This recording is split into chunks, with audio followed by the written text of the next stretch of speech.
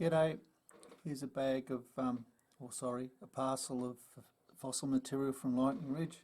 As you can see, it's very bright. Only small stones, the rule's in millimetres, and it's been wetted. I'll zoom in a bit to give you a better look. Okay, I've zoomed in. I'll just move around the deal. Only small. Maybe you might cut 100 stones at least, maybe. No guarantees.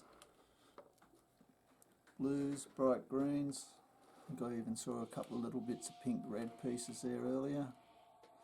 Bit of crystal, crystally pieces amongst it. Pieces like this.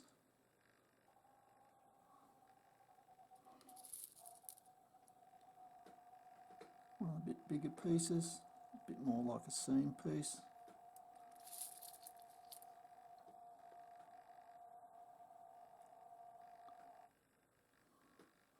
Make doublets out of this or try cutting it.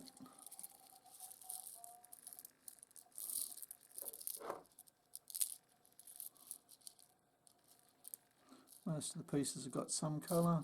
This piece just popped up. It's pinks, pinky reds and grey base there. Might cut something interesting. It's actually the sit bar is that way across it.